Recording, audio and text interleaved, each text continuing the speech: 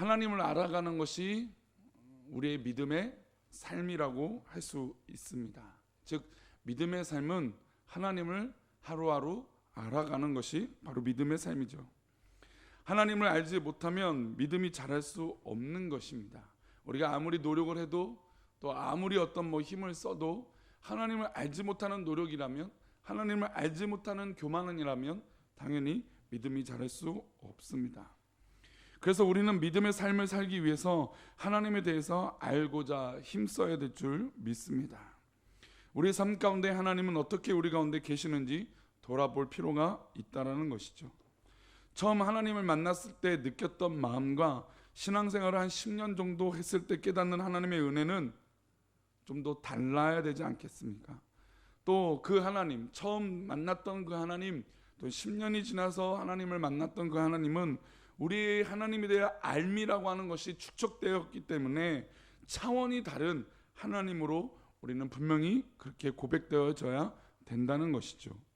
만약에 10년만 하나님을 경험해도 놀라운데 40년 혹은 50년 이상 하나님을 경험하고 난다면 우리의 믿음이 더 성장해야 되지 않겠습니까?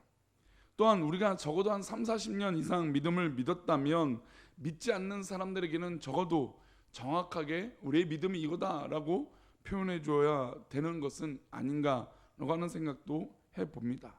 물론 이것이 이제 믿음의 성장이라고 했을 때 좀 더 인간적인 기준이라도 좀 더 좋은 모습이라고 할 수 있겠지만 우리가 연약하게, 또 저도 연약하게 그렇게 믿음의 성장을 한다는 것은 쉽지 않습니다. 그럼에도 불구하고 우리의 믿음의 삶이 연수가 오래될수록 하나님께서 우리를 인도하여 주셨다는 것을 놓쳐서는 안 되는 것이고, 계속해서 그 하나님에 대해서 묵상함으로 우리는 믿음의 성장을 해야 될 줄 믿습니다. 또한 오늘 아침 기도에 오셔서 하나님 앞에 기도하시고, 또 우리 교회를 사랑하는 마음으로 하나님 앞에 기도하고, 또 우리 성도님들의 삶에 있는 기도의 제목을 가지고 기도하는 그 기도의 제목들이 더욱더 그 하나님께서 살아계셔서 역사하신 것을 보시므로 정말 하나님의 정말 놀라운 응답, 또 하나님이 우리 함께 해주신 그런 기대, 기쁨으로 믿음의 성장에 있는 귀한 하루가 되시기를 축복합니다. 오늘 우리가 읽은 이 말씀에는 이스라엘 민족이 몇 년 동안 하나님과 동행했습니까? 출애굽하고 40년 동안이라고 하는 시간을 하나님과 동행했습니다. 이 동행하고 나서 이 모세가 이것을 한번 돌이켜 보니까, 야, 하나님은 정말 이런 분이다, 하나님은 정말 이렇게 역사하시는 분이구나 라는 것을 우리 출애굽 2세들, 즉 이제 가나안 땅에 들어가는 백성들에게 이야기하고 있는 말씀이 오늘 본문의 29장의 내용입니다. 특별히 5절은 그 40년을 함축시켜서 야, 정말 하나님은 이런 분이다 라고 하는 말씀이 오늘 방금 읽었던 5절인데요 한번 다시 한번 읽어보겠습니다. 주께서 40년 동안 너희를 광야에서 인도하게 하셨거니와 너희 몸이 옷이 낡아지지 아니하였고 너희 발에 신이 헤어지지 아니하였으며, 제가 아까도 기도했던 대로 옷이 낡아지지 아니하였고 너희 발에 신이 헤어지지 아니하였다라고 하는 것은 그냥 추상적으로 그냥 40년이 지났는데 아이고 무슨 어떻게 옷이 헤어지지 않고 신발이 낡아서 옷이 낡아지거나 신발이 헤어지지 않았다라는 것이 무슨 말이 되겠냐, 그냥 하나님께서 또 만들어 주시고 여건을 주셨겠지라고도 할 수 있는데, 이것은 굉장히 실제적인 하나님의 역사라는 것이죠. 구체적인 하나님의 역사라는 것입니다. 그저 하나님께서 도우셨다라고 하면 야 40년 돌아봐라 하나님 도와주셨다라고 이 문장을 끝낼 수도 있습니다. 그러나 하나님의 역사는 구체적이고 현실적이고 우리의 필요한 것들을 알고 계신다는 것을 이야기하고 있다는 것이죠. 옷이 낡아지지 않고 신발이 헤어지지 않았다, 이것은 구체적으로 하나님께서 우리의 삶을 간섭하셔서 인도하여 주신다는 것이죠. 그래서 우리의 기도가 때로는 추상적인 기도, 즉 하나님을 알고 있다라고 하는 추상적인 기도도 하지만 때로는 우리의 기도 제목이 어떻습니까? 구체적으로 또 현실적으로 하나님 앞에 기도해야 된다는 것입니다. 왜냐하면 하나님은 그렇게 역사하시기 때문이죠. 하나님, 내가 몸이 어떻게 아픈데 몸이 아프니까 고쳐주세요, 어떻게 라고 얘기하는 것이 아니라 구체적으로 얘기한다는 것이죠. 하나님, 내가 잠을 자기 전에 하나님 머리가 아픕니다, 하나님 이 머리가 아픈 것이 왜 이럴까요?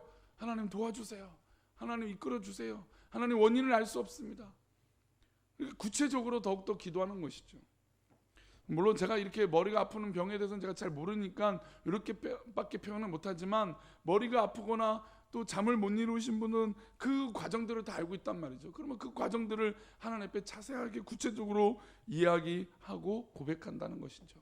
그러면 우리의 삶을 구체적으로 현실적으로 인도하시는 우리 하나님, 살아계신 하나님이 그 기도를 들으시고 구체적으로 현실적으로 응답하여 줄 줄 믿습니다. 모세가 처음 호렙산에서 하나님을 만났습니다. 하나님 만났을 때는 어땠을까요? 두려웠죠. 떨기나무에 불이 붙어 있으니까 가까이 가보니까 나무가 타지 않고 있는 것입니다. 불만 붙어 있었습니다. 너무 두려웠습니다. 그러나 이후 40년 동안 하나님을 경험하고 나니까 하나님에 대해서 자신이 스스로 고백할 수 있다는 것이죠. 아이 걱정 마, 우리 하나님은 이런 분이야 라고 당당하게 이스라엘 백성들, 그것도 하나님에 대해서 잘 모를 수도 있는 이 출애굽한 이후의 2세들, 그 2세들에게 대해서 하나님은 이런 분이다 라고 명확하게 인도하고 또 이야기하고 있다는 것이죠. 하나님에 대해서 자신 있게 고백할 수 있는 것은 하나님은 먹는 것과 입는 것을 염려 없도록 책임져 주시는 분이라고 고백하고 있다는 것입니다. 사실 이스라엘 백성들이 출애굽할 때 하나님께서는 처음부터 40년 동안 고생시킬 마음이 있으셨습니까? 아닙니다. 가데스 바네아에서 자신들이 선택했던 것입니다. 하나님께서는 분명히 한 40일이면 이 가나안 땅에 들어갈 수 있었습니다. 그리고 약속한 땅에 그냥 갈 수 있었어요. 적어도 한 2-3달이면 모든 일정을 마무리하고 하나님 명령하신 땅에 정복 전쟁을 할 수 있었습니다. 근데 그들이 불평을 했고 하나님 말씀을 의지하고 신뢰하지 않았다는 것이죠. 그의 징벌로 인해서 이스라엘 백성들은 절망 가운데 40년 동안 광야 생활을 했습니다. 그런데 이 광야의 40년이 절망이 아니라 오히려 하나님은 그때마다 하나님을 알도록 역사하여 주셨다는 것이죠. 이집트 애굽을 나올 때는 옷이 몇 벌 없었습니다. 신발도 하나밖에 없었을 것입니다. 먹고 살 것이 막막했을 것입니다. 그는 하나님께서 40년 동안 광야 여정을 인도하시면서 그들에게 먹을 것, 입을 것 염려 없이 도우셨다는 것이죠.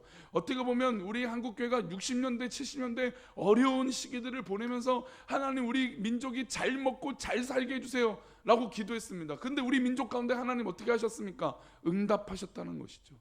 정말 우리 민족이 잘 먹고 잘 사는 민족이 됐습니다.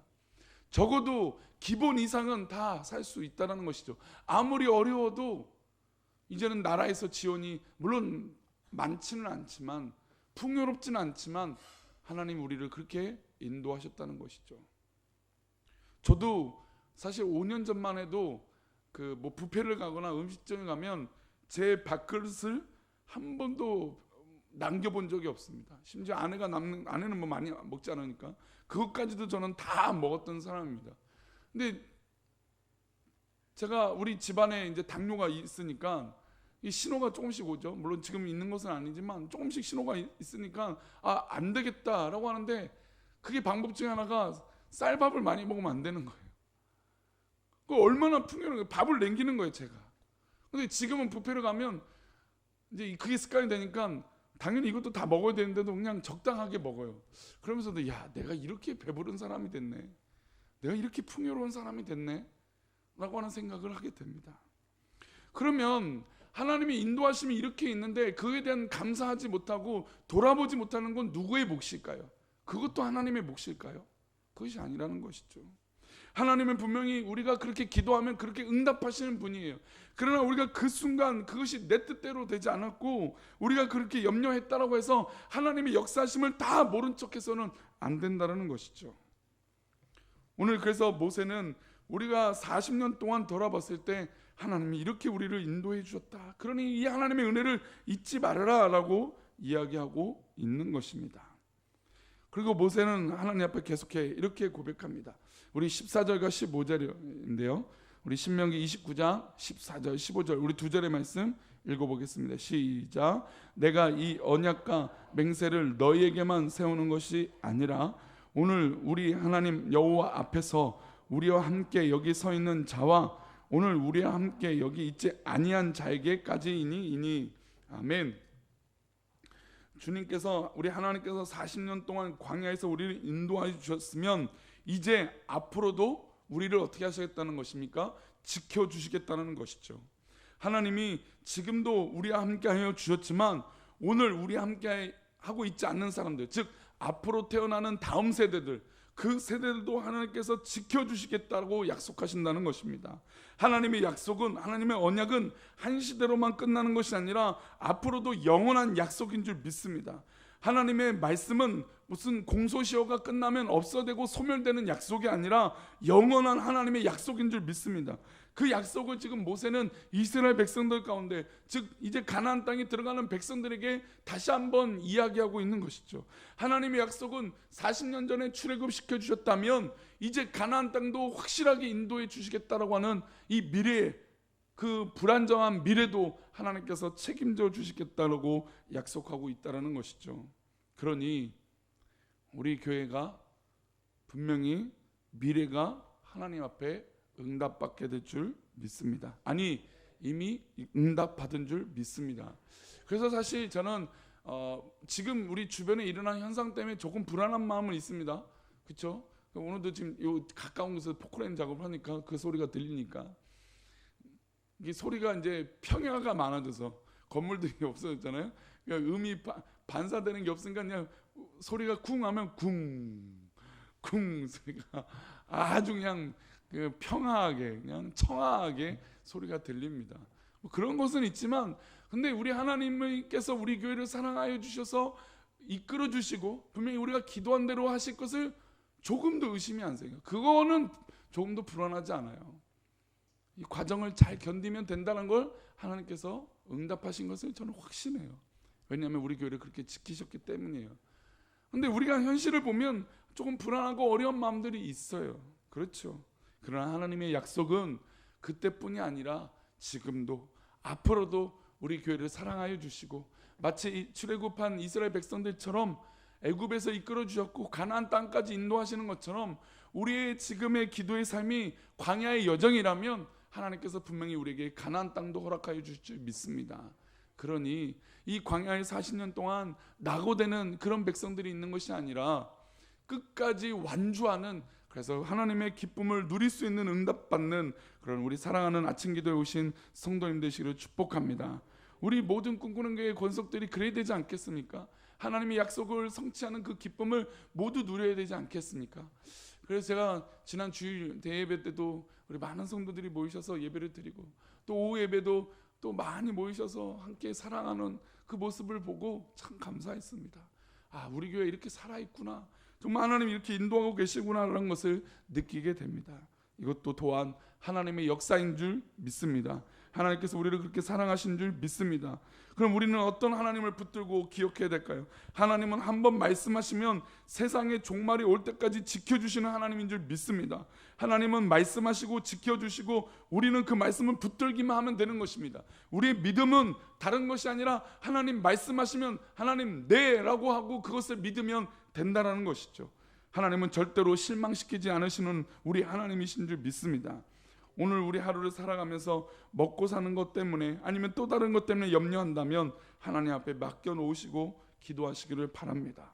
또한 하나님은 수천 년 전에 약속하셨던 그 말씀도 우리 가운데 동일하게 역사하여 주시고 이루어 주시는 우리 하나님이신 줄 믿습니다.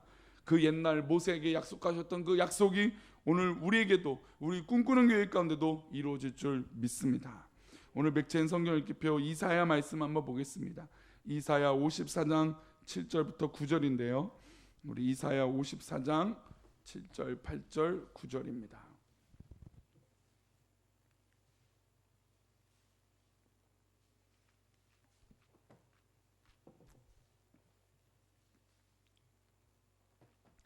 이사야 54장 7절과 8절과 9절인데요. 우리가 알다시피 이사야 선지자는 이스라엘 백성들이 그런 멸망받는 것과 고통받는 것 그 가운데 예언했던 사람입니다. 그러면 왜 하나님이 이들을 망하게 하셨을까요? 분명히 하나님께서 이스라엘 백성들을 영원히 지켜주신다고 하셨는데 왜 망하게 하셨을까요? 그렇게 묻는 사람들이 있을 수 있습니다. 그런데 하나님은 그때 이렇게, 그런 상황 이렇게 말씀하시죠. 우리 7절 말씀 읽어보겠습니다. 시작. 내가 잠시 너를 버렸으나 큰 긍휼로 너를 먹을 것이요. 잘 보시면 하나님이 잠시 이들을 버렸습니다. 왜냐하면 너무나 큰 우상과 하나님께서 계속해서 수백 년 동안 경고하고 회복되기를 계속해서 말씀하셨는데 결국 하나님 말씀을 떠나버렸습니다. 그래서 하나님은 이스라엘 민족을 완전히 심판하셔도 무방합니다. 그렇죠. 우리가 봐도 이스라엘 민족이 하나님을 떠나고 우상에 젖어서 살고 있었던 것, 아니 우상을 섬기지 말라고 얼마나 많이 말씀하셨습니까? 그렇죠. 얼마나 많이 선지자를 보내서 경고하셨습니까? 근데 그것을 기억하지 못하고 결국 우상에 빠져서 죄악 가운데 있었단 말이죠. 그러면 하나님의 입장에선 결국 다 진멸하고 멸망시키셔도 아무 문제가 없습니다. 그런데 하나님은 그렇게 버렸지만 누구의 긍휼로요? 하나님의 긍휼로 다시 우리를 모아주셨다는 것이죠. 즉 하나님의 입장에서는 다 멸망시켜도 되는 문제고 하나님이 그런 권세는 있는 것이고, 그런데 그렇게만 내버려 두신 것이 아니라 우리를 또한 사랑하셔서 우리를 모아주셨다는 것이죠. 절대 주권이 누구한테 있습니까? 하나님께 있다라는 것이죠. 그래서 8절 이렇게 말씀하십니다. 우리 8절 말씀 읽어보겠습니다. 시작. 내가 넘치는 진노로 내 얼굴을 내게서 잠시 가렸으나 영원한 자비로 너를 긍휼히 여기리라. 내 구속자 여호와께서 말씀하셨느니라. 비록 지금 잠시 얼굴을 가리는 그런 상황이 있을 수 있지만 너를 긍휼히 여겨 너의 구속자 여호와께서 인도하여 주신다는 것입니다. 어떻게 해요? 우리 9절 말씀 읽어보겠습니다. 시작. 이는 내가 내게 노아의 홍수와 같도다. 내가 다시는 노아의 홍수로 땅 위에 범람하지 못하게 하리라. 맹세한 것 같이 내가 내게 노하지 아니하며 너를 책망하지 아니하기로 맹세하였노니. 하나님의 이 약속, 노아의 때처럼 하나님께서 다시 회복시켜 주시고 구원하여 주시고 인도하여 주신다는 것입니다. 그러니 우리가 믿음의 삶을 살 때 혹이나 우리 지점이 어디 있는지 돌아볼 수 있습니다.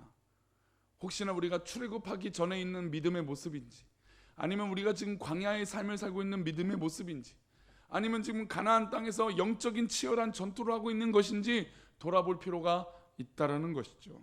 그러면 분명히 하나님의 이 약속, 노하지 아니하고 너를 책망하지 않겠다라고 하는 이 맹세의 하나님의 언약이 우리 사랑하는 성도들 가운데 응답받게 될 줄 믿습니다. 하나님의 약속이 분명 우리 가운데 있습니다. 없는 것이 아닙니다. 하나님이 5,000년 전에 계셨다면 2,000년 전에도 계셨고 지금도 살아계시고 앞으로도 살아계셔서 우리와 함께하여 주실 줄 믿습니다. 그러니 우리 모든 기도 제목을 하나님 옷이 낡거나 신발이 헤어지지 않도록 인도해 달라고 기도한다면 우리 하나님께서 그렇게 인도하여 주실 줄 믿습니다.